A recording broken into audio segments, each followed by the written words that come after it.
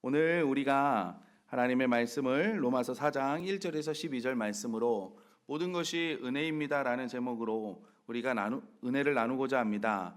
여러분, 우리가 흔히 신앙생활을 하면서 믿음생활, 신앙생활 우리가 이렇게 말을 합니다. 그래서 우리가 어떤 믿음을 가지고 살면 된다 이렇게 우리가 생각을 합니다. 맞는 말인데 어떻게 보면 이건 어떻게 반만 맞는 말이 아닐까 생각되어집니다. 왜냐하면 믿음 생활이나 우리가 신앙 생활이라 함은 하나님과의 올바른 관계 속에서 살아가는 것을 말하기 때문에 그렇습니다. 신앙 생활에서 여러분 가장 중요한 것이 무엇입니까? 예수님께서는 이렇게 말씀하시죠. 내 마음을 다하고 목숨을 다하고 뜻을 다하여 주 너의 하나님을 사랑하라 하셨으니 이것이 크고 첫째 되는 계명이요 둘째도 그와 같으니 내 이웃을 내 자신과 같이 사랑하라 하셨으니 이 두 계명이 온 율법과 선지자의 강령이니라. 주님께서 그렇게 말씀하셨잖아요. 그러니까 이것을 살펴보면 그냥 간단한 거예요. 하나님과 나와의 관계, 그리고 나와 이웃과의 관계, 이 관계에 대해서 말씀을 하고 계시는 겁니다.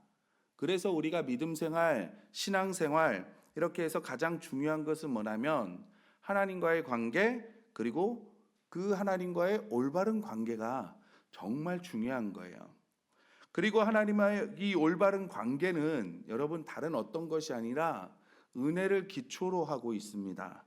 이 은혜라는 거 우리가 잘 알고 있는 거잖아요. 값없이 받은 것을 은혜라고 말합니다. 내가 사랑받을 만한 자격이 1도 없는데 하나님께서 나를 사랑해 주시는 거예요.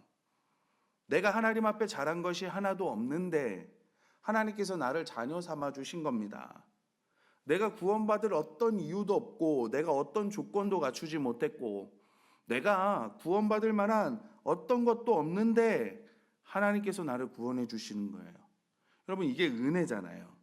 그래서 이것을 우리는 은혜라고 말하는데 하나님과의 올바른 관계는 은혜로 시작되고 은혜로 유지되는 거예요. 우리 주위에서 신앙생활을 오래 하셨는데 구원의 확신이 없고 믿음이 자라지 않고 삶의 변화가 없다는 말은 뭐냐면 하나님과의 올바른 관계가 이루어지지 않고 있다라고 우리는 보면 됩니다. 조금 더 설명을 드리면 내가 지금 신앙생활을 하는 것이 은혜가 아니라 다른 어떤 것을 기초로 해서 내가 지금 하나님과의 관계를 세워가고 이어가려고 하는 것 때문에 믿음 생활을 하면서도 변화가 없고 기쁨도 없고 보람도 없고 재미도 없고 성장도 없는 거예요. 우리가 구원받을 수 있는 거 값없이 주시는 하나님의 은혜로 구원받은 것이고 우리가 신앙생활을 유지할 수 있는 것도 바로 이 은혜 때문입니다. 우리는 은혜로 용서를 받았고 우리는 은혜로 구원을 받았고 우리는 은혜로 의롭다함을 받았습니다. 사도 바울은 이 사실을 로마서를 읽는 성도들이 그것을 알기를 원한 거예요. 그러니까 너희들이 지금 은혜로 구원을 받았는데 이 은혜가 예수님 이후로 예수님이 이 땅에 태어나시고 또 예수님께서 십자가에서 죽으시고 승천하셔서 그것 때문에 우리에게 주어진 것이 아니라 이미 이 은혜라는 것은 태초에 인류를 창조하실 때부터 하나님께서 창조하실 때부터 있었던 것이라는 것을 이 로마서를 읽는 그리스도인들이 알기를 원했다는 겁니다. 그러면서 아브라함과 다윗의 예를 드는 거예요. 여러분, 아브라함은 하나님께서 나의 친구다라고 말할 정도로 칭찬을 받은 믿음의 조상이잖아요. 다윗은 어떻습니까? 다윗은 하나님께서 뭐라고 칭찬해요? 이는 내 마음에 합당한 사람, 합한 자다라고 칭찬을 해주시잖아요. 아브라함이나 다윗이 이렇게 인정받을 수 있는 거, 여러분, 그것은 다른 어떤 것이 아니라 바로 은혜라는 거예요. 우리 1절에서 2절 말씀 우리 다 같이 한번 읽어보겠습니다. 1절 2절 말씀입니다. 시작. 그런즉 육신으로 우리 조상인 아브라함이 무엇을 얻었다 하리요? 만일 아브라함이 행위로서 의롭다 하심을 받았으면 자랑할 것이 있으려니와 하나님 앞에서는 없느니라 라고 말씀하거든요. 여러분, 지금 성경은 뭐냐면 아브라함이 행위로 하나님 앞에 자랑할 것이 아무것도 없다고 말씀하시면서 하나님께서 아브라함을 의롭다라고 여겨주시는 이유는 다른 어떤 것이 아니라 아브라함의 믿음 때문이라고 말씀하고 있어요. 3절에서 그래서 뭐라고 말씀하시냐면 성경이 무엇을 말하느냐? 아브라함이 하나님을 믿음에 그것이 그에게 의로 여겨진 바 되었느니라. 이렇게 말씀하고 있습니다. 여러분, 솔직히 아브라함이라는 사람을 놓고 보면 부족한 부분도 있지만 우리가 본받을 점도 굉장히 많아요. 여러분, 하나님께서 말씀하시니 순종해요. 그래서 자신의 고향을 떠납니다. 여러분, 믿음의 결단이 굉장하잖아요. 우리처럼 단순히 그냥 이사하는 그 개념이 아니에요. 이제는 씨족 사회이기 때문에, 가족들끼리 사는 사회이기 때문에, 여러분, 내가 이 땅을 떠나서 저 멀리 내가 타국에 간다? 이거는 결코 쉬운 결정이 아닙니다. 근데 아브라함은 하나님의 말씀을 들리니 그렇게 믿음의 결단을 하고 가잖아요. 또 이삭의 아내를 얻어요. 이삭의 아내를 얻어야 되는데, 여러분, 주변에 참한 여자들이 없겠습니까? 참한 여인들이 없겠어요? 눈에 만족할 만한 여인들이 없겠습니까? 그러나 아브라함은 단 이유 하나예요. 신앙의 유산을 이어가고 싶은 거잖아요. 그래서 자기의 종을 고향으로 보냅니다. 멀리 자기의 고향으로 보내서 여인을 데려오게 해요. 여러분, 신앙의 순수성을 우리는 또 볼 수 있는 거잖아요. 많은 조건을 따지지 않는 거예요. 그리고 75세에 불가능할 것 같은 육신의 불가능을 보는 것이 아니라 하나님의 말씀을 믿고 나아가잖아요. 정말 아브라함을 보면 우리가 본받을 만한 것이 얼마나 많은지 몰라요. 그러나 분명한 것은 하나님께서 이런 것들 때문에 아브라함을, 야, 너 고향을 떠났기 때문에 그 이삭을 위해서 신앙의 여인을 얻으려고, 자부를 얻으려고, 너 그러면 75세에 불가능한 것을 내가 준다 그러니까 그것을 바라보고, 그런 것들이 아니라 뭐냐면, 만약 이런 것들로 인정해 주신다면 여러분 자랑거리가 되었을 거예요. 내가 이만큼 수고했어. 내가 이만큼 노력했어. 내가 결단했어. 내가 뭘 했어. 그러나 우리가 잘 알지만 아브라함이 잘한 것만 있는 건 또 아니에요. 흉년으로 인해서 애굽으로 피했다가 아내를 누이라고 하잖아요. 그래서 바로에게 아내를 빼앗길 뻔해요. 또 하나님께서 사라를 통해서 아들을 주시겠다고 약속하셨는데 그것을 온전히 지키며 나아가지 못해서 시간이 지나니까 어떻게 하갈이라는 여인을 통해서 아들을 대신 또 얻잖아요. 이런 실수를 해요. 그러니까 하나님의 이런 노력으로 내가 하나님 앞에 의롭다함을 받으며 내가 잘못한 것을 통해서는 또 뭐라고 얘기를 할 거예요. 그러니까 하나님께서 아브라함의 이런 행위를 보고 말씀하시는 게 아니에요. 어떤 모습을 보고 의롭다라고 해주셨습니까? 창세기 15장에 말씀하시잖아요. 하나님을 믿으니 하나님께서 이를 그의 의로 여기셨다. 그러니까 아브라함이 그런 것이 아니라 하나님을 믿었다는 거예요. 그것이 그의 의가 되었다는 겁니다. 그렇다고 하나님만 믿으면 의롭게 되니까 내 마음대로 살아야지. 여러분, 이렇게 생각하시는 분은 안 계시죠? 그러면 안 되는 거예요. 우리가 하나님의 말씀에 순종하고 하나님의 계명을 지키며 살고 우리가 그렇게 살아가면, 순종하고 살아가면 하나님의 복을, 하늘의 복을 받게 되어 있습니다. 일이 잘 되고 형통한 삶을 살 수 있어요. 그렇다고 우리가 하나님께 복 받으려고, 하나님께 잘 보이려고, 인정받으려고 그렇게 신앙생활을 하지 마시기 바랍니다. 그러면 내 의가 들어가게 되어 있어요. 하나님, 내가 이만큼 했잖아요. 내가 하나님 이만큼 수고했잖아요. 내가 이만큼 인내했잖아요. 막 이런 것들이 들어가게 돼요. 여러분, 우리 어린아이들 보면 그러잖아요. 어린아이들. 부모님에게 인정을 받고 누군가에게 인정을 받으려고 굉장히 애쓰는 모습을 볼 때가 있잖아요. 아이들을 보며, 갓난 아이들을 보며, 미취학 아이들을 보며, 그러면 막 내가 인정받으려고, 내가 한 거 인정받으려고, 내가 한 거 뭐 어떻게 자랑하려고 하고 애쓰는 아이들을 보면 너무 안타까울 때가 있지 않아요? 우리가 아무리 노력을 해도 여러분, 우리가 하나님의 기준에 찰 수 있겠습니까? 우린 못 차요. 그래서 이것을 아시는 하나님께서 우리가 하나님의 은혜를 믿고 하나님께 겸손히 나와 의지하고 은혜를 구하는 사람들에게 하나님께서 의롭다함을 주시는 겁니다. 그래서 하나님과 우리의 관계는 은혜의 관계인 거예요. 노력의 관계도 아니고. 여러분, 그러니까 우리가 신앙생활을 할 때 하나님 앞에 좀 더 내가 잘 보여야지, 내가 하나님 앞에 좀 더 인정받아야지, 어떤 면에서 보기에는 좋아 보일지 모르겠지만 그렇게 우리가 애쓰는 게 아니라 그렇다고 맘대로 살라는 게 아니라 하나님, 나는 하나님의 은혜가 없으면 살 수 없는 존재입니다. 난 하나님께서 은혜를 베풀어 주시지 않으면 나는 이 땅을 살아갈 수 없는 자입니다. 그것을 인정하시고 하나님의 말씀에 순종하며 사시기를 바랍니다. 이것은 전적으로 저와 여러분을 위한 거예요.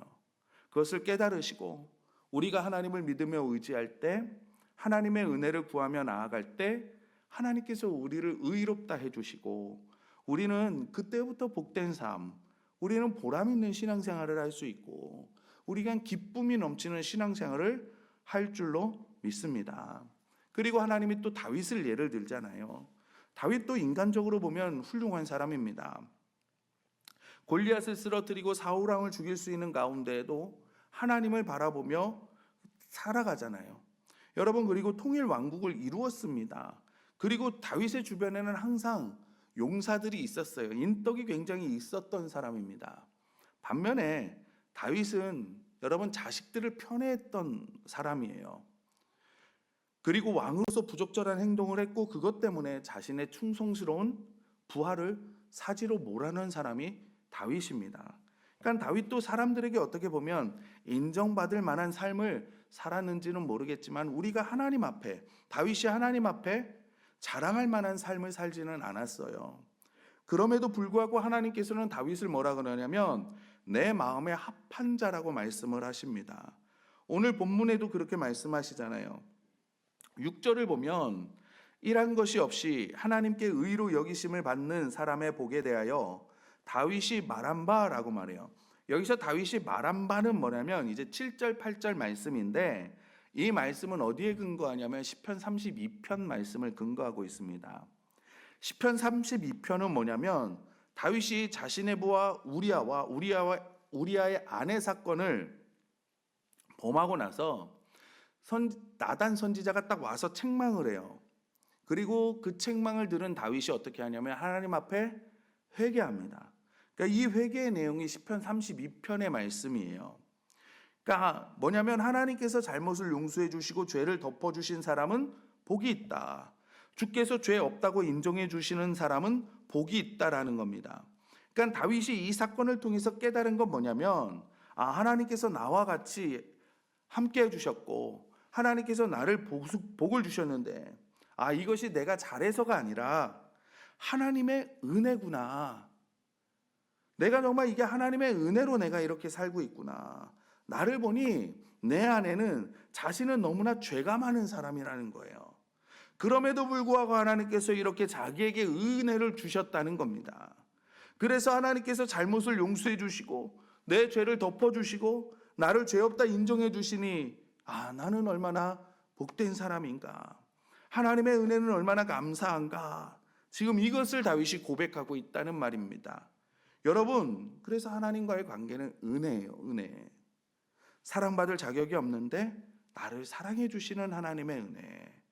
이것이 하나님과의 관계의 기초가 된다는 겁니다.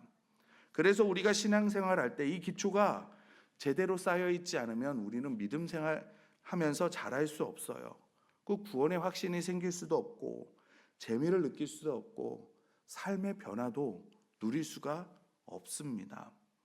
그래서 우리가 하나님과의 관계에 은혜의 기초를 두고 믿음 생활을 해야 되는데 이 은혜의 기초를 두지 않고 다른 어떤 것, 다른 것에 기초를 하면 어떻게 되냐? 우리가 불평불만이 많아지게 되는 거예요. 제가 예전에 길을 가다가요. 이렇게 큰 길은 아니고 골목길인데 건너편에 사람이 있어 이제 같이 있다가 이제 교회 이제 모임이 있어서 막 모임하고 잘하고 그 사람하고 헤어지면서 인사를 하는 거예요. 막 인사를 하면서 이제 그 사람을 보면서 인사를 할 거 아니에요. 그러다가 인사를 다 하고 고개를 딱 돌리는데요. 왜 그때 때마침 앞에 나무가 있는지. 그리고 꽉 부딪혔습니다. 그리고 여기가 부딪혔는데 너무 아픈 거예요. 정말. 사람들도 옆에서 그랬는데 사람들이 그러니까 진짜 눈물 날 정도로 아팠는데 창피해가지고 이러고 빨리 지나쳐 왔거든요. 근데 이것이 우리 신앙생활 하다 보면 그런 비슷한 일들이 많이 있지 않아요? 운전을 하다 보면 사고가 나기도 하고, 길을 걷다가 돌부리에 넘어지기도 하고, 또 아무렇지도 않게 내가 크게 넘어진 것 같지도 않은데 뼈가 부러지기도 하고, 뭐 비슷한 상황들이 우리의 일상생활에서 많습니다. 근데 내가 그래요, 오랜만에 수요 예배를 나가고 내가 새벽 예배를 나가고 내가 그래 신앙생활 잘해야지 그렇게 하고 집을 나왔는데, 이런 일들이 겪어지게 되면 그러잖아요. 우리 교회를 안 다니다가 신앙생활 하시는 분들 가운데 가끔 그런 분들이 계세요. 아, 내가 교회를 나가서 이런 어려움이 있나? 그렇게 말씀하시는 분들도 계시거든요.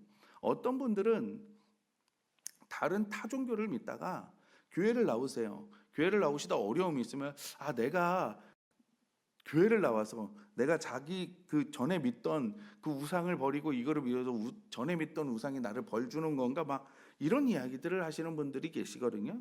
근데 결국은 그거잖아요. 하나님, 나에게 왜 이런 일이 생깁니까? 이러실 수 있습니까? 하나님, 나에게 왜 이렇게 하십니까?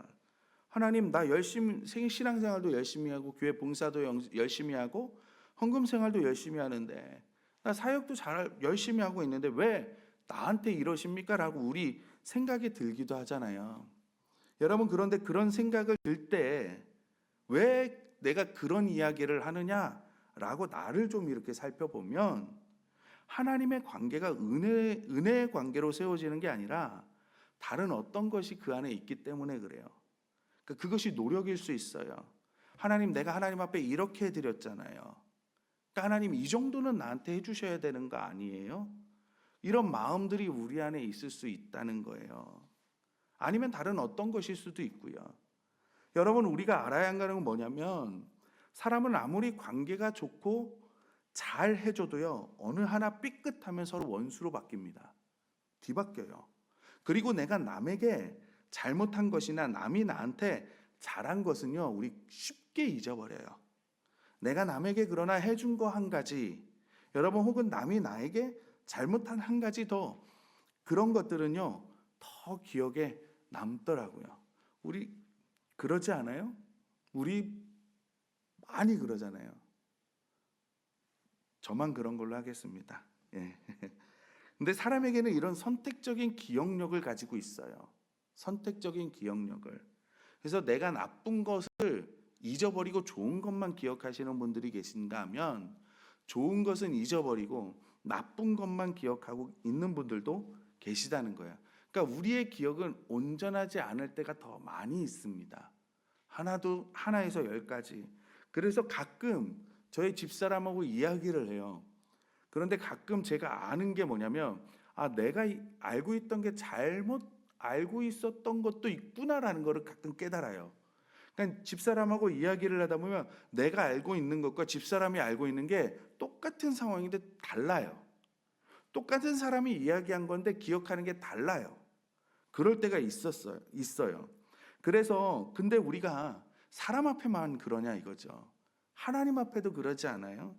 우리가 하지 말아야 할 것을 한 것뿐만이 아니라 내가 하나님 앞에 해야 할 것을 하지 않는 것을 우리가 생각하지 않을 때도 많이 있습니다. 그래서 하나님, 내가 이렇게 했으니 하나님은 저렇게 해줘야 되는 거 아닙니까?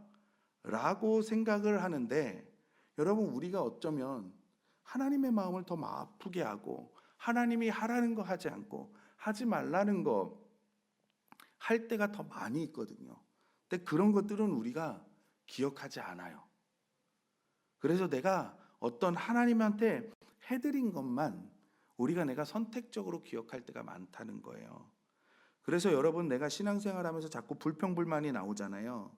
그러면 하나님과 나 사이의 관계를 한번 살펴보셔야 됩니다. 내가 이것을 잘 세우고 있는가? 내가 하나님의 관계를 은혜의 기초에서 세우고 있는가? 그래서 이제는 여러분, 잘못 세워진 관계, 은혜의 기초를 세우는 관계로 우리가 변화시켜 나가야 됩니다. 그렇다면 우리가 하나님과 관계가 은혜의 관계가 되면 어떤 반응들이 나의 삶에서 나타나는가? 첫 번째가 뭐냐면 감사하는 생활을 하게 돼요. 여러분, 은혜 위에 세워진 관계는요, 감사가 나오게 되어 있습니다. 그러니까 어떤 기도문이에요. 제가 전에 한번 말씀드린 것 같은데, 제가 힘을 달라고 기도했더니 하나님은 저를 강하게 만들 어려움을 주셨습니다. 제가 지혜를 구했더니 하나님은 해결해야 할 문제를 나에게 주셨습니다. 제가 용기를 구했더니 하나님은 극복해야 할 위험을 나에게 주셨습니다. 제가 사랑을 구했더니 하나님은 도움이 필요한 사람을 내게 보내주셨습니다. 내 기도에 하나님은 모두 응답해 주셨습니다. 여러분, 우리가 이 기도문을 보면 여러분, 내 기도에 지금 당장 내가 원하는 대로 이루어 주신 것 같지는 않지만 결국에는 하나님은 내가 여러분 기도한 대로 응답해 주시는 거예요. 그러니까 우리가 감사할 수밖에 없죠. 여러분, 이런 감사의 글도 있어요. 10대 자녀가 반항을 하면 그건 아이가 거리에서 방황하지 않고 집에 잘 있다는 것이다. 지불해야 할 세금이 있다면 그건 나에게 직장이 있다는 것이다. 옷이 몸에 좀 낀다면 그건 잘 먹고 잘 살고 있다는 것이다. 저를 보세요. 깎아야 할, 청소해야 할 유리창, 고쳐야 할 하수구가 있다면 그건 나에게 집이 있다는 것이다. 또 주차장 맨 끝, 먼 곳에 겨우 자리가 하나 있다면 그건 내가 걸어갈 수 있다는 것이고 또 나에게 차가 있다는 것이다. 난방비가 너무 많이 나왔다면 그건 내가 따뜻하게 살고 있다는 것이다. 교회에서 뒷자리 아줌마의 엉터리 찬송이 영 거슬린다면 그건 내가 들을 수 있다는 것이다. 세탁하고 다름질해야 할 옷이 산더미라면 그건 나에게 입을 옷이 많다는 것이다. 온몸이 뻐근하고 피로하다면 그건 내가 열심히 일했다는 것이다. 이른 새벽 시끄러운 자명종 소리에 깼다면 그건 내가 살아있다는 것이다. 그리고 이메일이 너무나 많이 쏟아진다면 그건 나를 생각하는 사람들이 그만큼 많다는 것이다. 여러분, 우리가 어떻게 보면 불평할 수도 있는 이야기지만 조금만 우리가 은혜의 시각으로 돌아보면 그거는 우리에게 감사할 제목이 된다라는 거예요. 그래서 우리가 은혜 가운데 서 있다는 것은 여러분, 그것을 어디에서 발견할 수 있냐? 내가 감사하는 삶을 살고 있느냐. 저는 우리 모두가 정말 이 감사가 끊어지지 않았으면 좋겠어요. 여러분, 감사로 제사를 드리는 자가 하나님을 영화롭게 한다고 했잖아요. 그 말씀처럼 하나님을 영화롭게 하고 감사의 삶을 사시는 저와 여러분들이 되셨으면 좋겠습니다. 두 번째로, 하나님의 관계가 은혜 관계가 되면요, 내 소유를 잘 사용하게 되어 있어요. 사람들은 자신의 소유가 자신의 노력에 의해서 이루어졌다라고 생각을 합니다. 이런 사람들이 자신의 소유를 주님을 위해서 쓴다라는 거 여러분 할 수 있을까요? 그러나 내가 가진 것이 하나님께서 주신 것입니다라고 고백하는 사람은 하나님께 드리는 것이 아깝지 않을 거예요. 그것이 물질이 되든 그것이 시간이 되든 그것이 재능이 되든 그렇지 않겠습니까? 여러분, 시편 128편 2절의 말씀을 보면 이래요. 내가 내 손이 수고한 대로 먹을 것이라 내가 복되고 형통하리로다 라고 말씀하거든요. 근데 이것을 표준 세번역으로 보면 이렇게 번역되어져 있습니다. 내 손으로 일한 만큼 내가 먹으니 이것이 복이요 은혜이다 라고 말씀하고 있어요. 여러분, 내 손으로 일한 만큼 내가 먹는데요.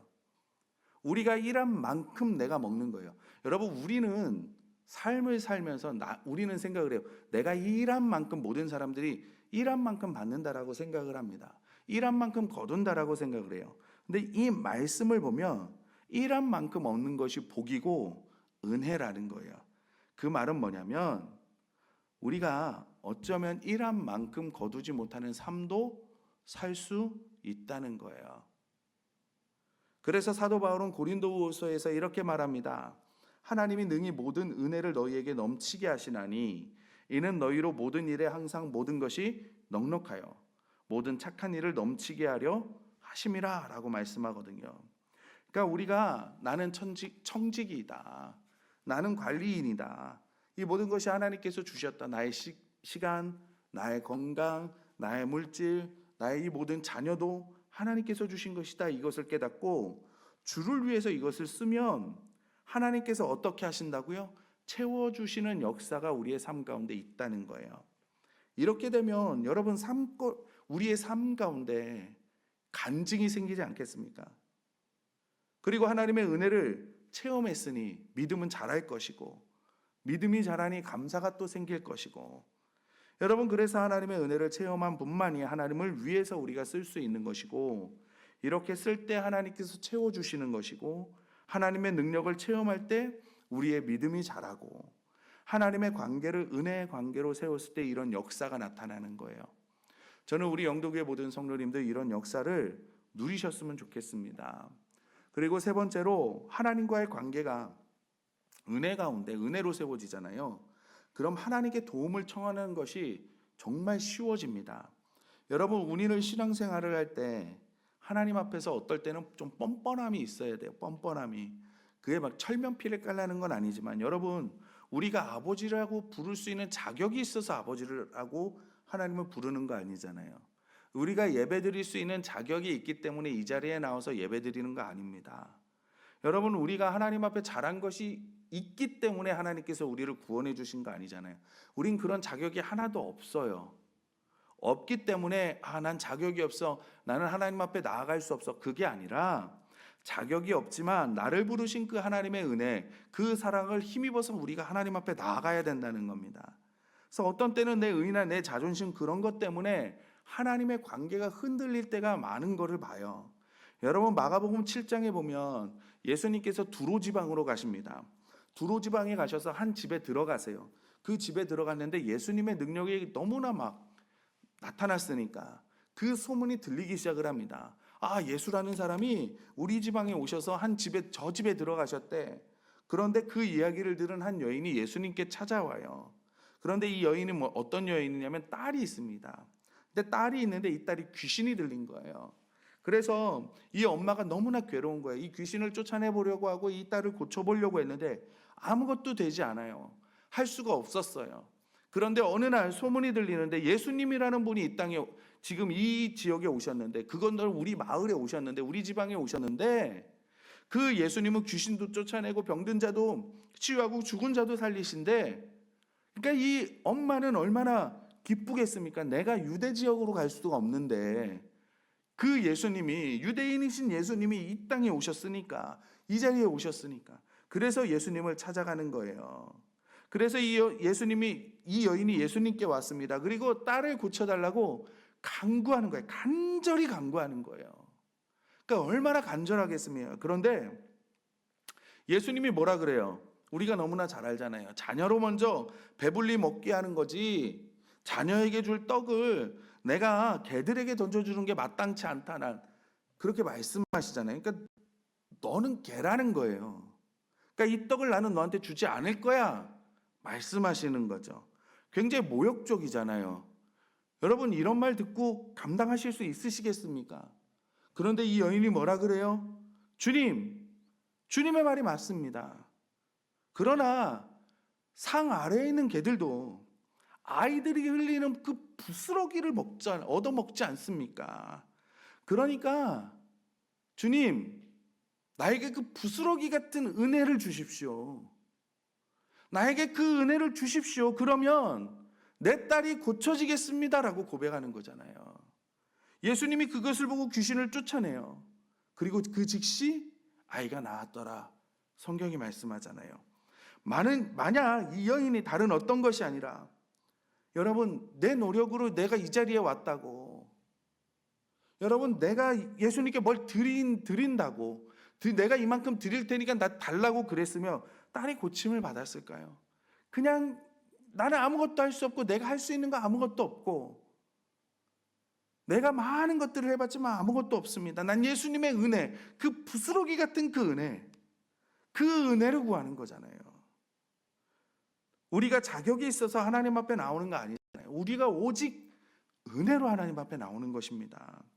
히브리서 4장에도 말씀하잖아요. 그러므로 우리는 긍휼하심을 받고 때를 따라 돕는 은혜를 얻기 위하여 은혜의 보좌 앞에 담대히 나아갈 것이니라.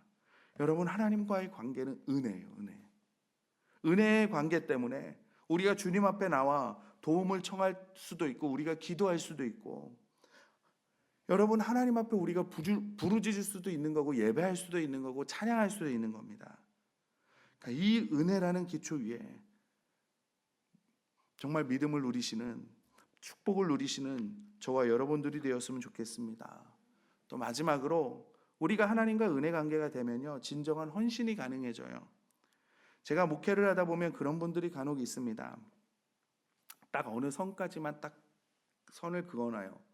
이 정도까지만 신앙생활 하시는 분들이 계세요. 그리고 그 이상을 안 하시려는 분들이 계십니다. 여러분, 여기에는 여러 가지 이유가 있을 거라고 봐요. 여러 가지 이유가 있을 것인데, 그렇더라도 이런 신앙생활에는 여러분 참된 헌신이 나오기가 너무 힘들어요. 그 이상을 하려고 하지 않고 그 이상의 것이 요구될 때는 여러분 마음이 무겁고 어렵잖아요. 하나님의 은혜가 경험되어지지 않으니 어떻게 내가 하나님의 사역을 해드리는 것, 내가 주의 일을 해드리는 것, 내가 교회 사역을 해주는 것, 이렇게 생각을 할 수 있잖아요. 그러나 하나님의 은혜를 경험하는 분들은 어때요? 우리가 대표적으로 선교사님들을 보면 하나님의 은혜를 경험하니까 주여 나를 보내주시옵소서, 내가 주를 위해 죽겠습니다, 정말 자신의 생명, 자신의 모든 걸 다 버리고 가시잖아요. 제가 아시는 선교사님 중에 안찬호 선교사님이라고 계세요. 들어보셨을지는 모르겠는데 너무 유명한 예화라 가지고, 여러분 이분이 그 처음 아프리카 선교를 갔을 때가 1991년도거든요. 1년도인데 그 이분이 아프리카 케냐의 마사이족 땅에 선교를 하러 가십니다. 그런데 선교를 하시고 배낭을 하나를 딱 메고 감독이 와서 이제 막 가시는데 머리에 사자털을 뒤집어 쓴 마사이족이요, 얼굴하고 몸에 피칠을 하고 나서 7명이 갑자기 나온 거예요. 만나요. 그리고 이제 이 선교사님을 나무에 매달아 버립니다. 그리고 이제 창을 막 들고 있고, 그래서 아프리카 말로, 이제 마사이족 말로 막 뭐라고 얘기를 하는 거예요. 근데 선교사님이 그 마사이족 말을 모르거든요. 그러니까 할 수 있는 단어가 없어서 그냥 예스 그랬대요. 그러니까 이 마사이족이 깜짝 놀라더니 가만히 보더니 갑자기 창으로 쿡쿡 찌르면서 뭐라고 또 막 그러더라는 거예요. 그런데 얼굴 표정을 보니까 아차 싶은 거예요. 아, 내가 잘못 말했구나. 그리고 NO 그랬대요. 또 마사이족이 얼굴이 심각해지더래요. 그래서 자기들끼리 막 이렇게 이제 한참 회의를 하더니 갑자기 무서운 얼굴로 오더니 뭐라고 막 그러더래요. 아, 내가 또 잘못 대답했구나. 아이, 모르겠다 이젠. 아이, 날 살리든지 죽이든지 주님 마음대로 하시라고. 그리고 오케이 그래 버렸대요. 그들이 또 참 자기들이 얘기를 하더니 그 중에서 이렇게 리더격인 사람이 이렇게 왔더라는 거예요. 그래가지고 자기를 탁 껴안더니 얼굴에다 침을 탁 뱉더래요. 근데 갑자기 열받아가지고, 얼굴에 침을 얼마나 모욕이에요. 그래가지고 자기도 죽든지 말든지 뭐 해가지고 침을 딱 뱉었는데, 뱉고 나서 아, 나 이제 죽었구나. 그러니까 큰일 났다. 겨우 살아났는데 죽었구나. 그런 생각을 했는데 갑자기 자기들끼리 막 좋아하더니 자기를 마을로 이렇게 끌고 가더래요. 그리고 그곳에서 이제 그때부터 지도자가 됐다는 거예요, 마을에. 그래서 나중에 이제 대화가 될 정도쯤 되셔서 물어봤대요. 그때 뭘 물어봤냐, 나를. 뭐를 물어봤냐? 그렇게 물어보니까 첫 번째 질문이 이거래요. 너 이곳에 들어오면 죽는다. 그래도 들어올 거야? 그러니까 yes 그런 거예요. 그러니까 보통 선교사들이 그렇게 얘기하면 no 하고 가는데 yes 그러니까 뭐지? 그런 거예요. 그래가지고 또 심각하게 너 살려주면 이곳을 나갈 거야? 너 다시 한번 대답해. 정확히 대답해. 살려주면 내 살려줄 테니까 너 그러면 나갈 거야? 그러니까 뭐라 그랬어요? no 그런 거예요. 그러니까 자기들끼리 심각해진 거예요. 얘 이상한 애다. 그리고 모여가지고 회의를 한 거예요. 그래서 이제 그럼 마지막 질문한 거예요. 너 그럼 우리랑 영원히 함께 살 거냐? 끝까지 함께 살 거냐? 떠나지 않고 우리와 함께 할 거냐? 그러니까 오케이 그런 거예요.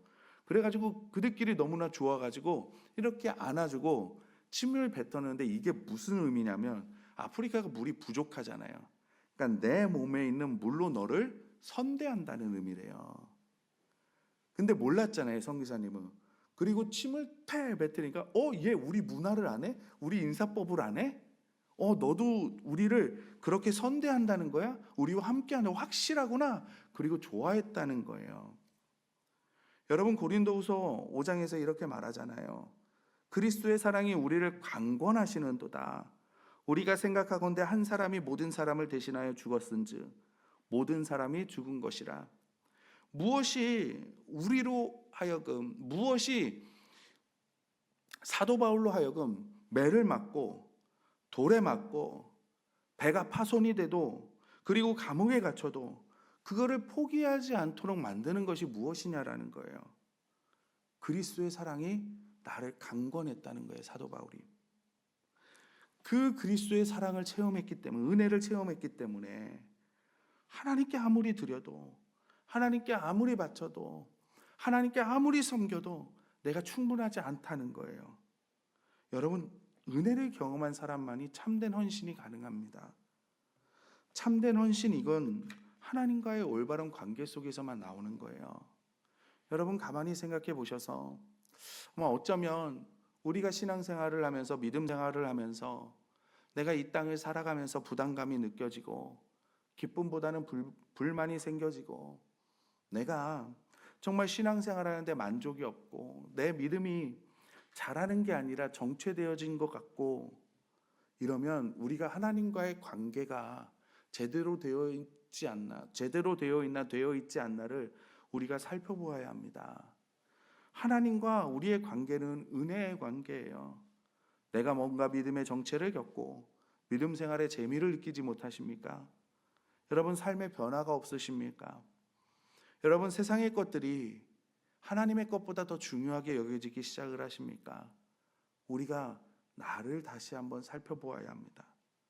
내가 지금 하나님과의 관계가 바른 관계로 세워져 있는지 살펴보시고, 알게 모르게 하나님과의 관계가 어쩌면 기브앤테이크, 계산의 관계라든지, 아니면 하나님 내가 어떤 자격이 있어서 하나님 앞에 서는 거지, 내가 이쯤 되면, 그런 게 아니라 내가 한 만큼 하나님 해주셔야 되고 하나님께서 해주신 만큼 내가 하겠습니다, 이런 생각의 관계가 아닌지, 그런 생각이 든다면 우리가 과감히 그 생각을 무너뜨리고 은혜의 관계로 돌아가시기를 바랍니다. 사랑할 수 없는 사람을 사랑해 주시고 은총을 베풀 수 없는 사람에게 나에게 은총을 베풀어 주셨잖아요. 하나님 앞에서 하나님의 은혜를 받아들이시고 정말 그 은혜를 믿으시고 바라보시고 나아가시는 저와 여러분들이 되셨으면 좋겠습니다. 이렇게 하나님의 관계가 우리가 정립되어지고 세워지고 나아간다면 여러분 주님이 주시는 그 기쁨이 세상이 주는 기쁨 비할 것이 있겠습니까? 하나님이 주시는 그 축복이 세상이 주는 만족, 여러분 그거에 여러분 비할 바가 되겠습니까? 여러분 세상에서 얻는 그런 것들, 그러나 하나님께서 우리에게 주시는 그 열매와 비교할 수 있겠습니까? 정말 그 많은 것들을 누리시고 나아가시는 저와 여러분들이 되셨으면 좋겠고 우리 영도교회가 되었으면 좋겠습니다.